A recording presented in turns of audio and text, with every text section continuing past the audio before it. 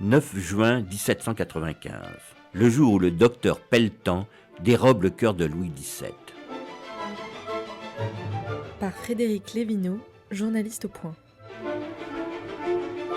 Le 9 juin 1795, le médecin Philippe-Jean Pelletan est mandé d'urgence à la prison du Temple pour pratiquer l'autopsie du jeune Louis XVII, mort la veille. Il se présente vers 11 heures, accompagné de 4 confrères. Il découvre un cadavre d'une effrayante maigreur arborant déjà des signes de putréfaction. Le docteur Pelletan ouvre la dépouille d'un coup de bistouri. Dans le rapport d'autopsie, il constate: à l'ouverture du ventre, il s'est écoulé plus d'une pinte de sérosité purulente, jaunâtre et très fétide. La présence de nombreux tubercules lymphatiques établit le diagnostic. L'enfant est probablement mort de la tuberculose. Alors qu'il recoue le cadavre, Pelletan subtilise le cœur. De retour chez lui, il l'introduit dans un flacon rempli d'alcool qu'il cache derrière sa bibliothèque. 10 ans plus tard, quand il le récupère, l'alcool s'est totalement évaporé.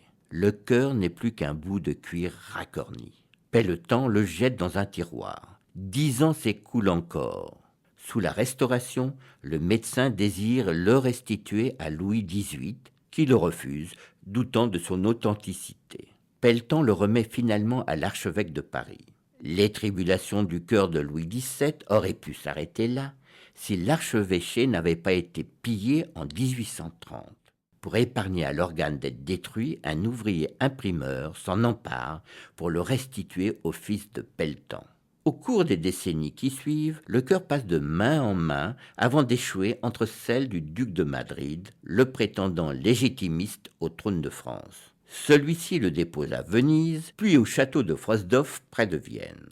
Lors de la Seconde Guerre mondiale, la précieuse relique reprend la route de l'Italie, puis, en 1975, enfin, gagne sa destination finale, la basilique Saint-Denis. C'est ainsi que le vol du docteur Pelletan a permis au cœur de Louis XVII de parvenir jusqu'à nous, alors que le reste du corps est bel et bien disparu.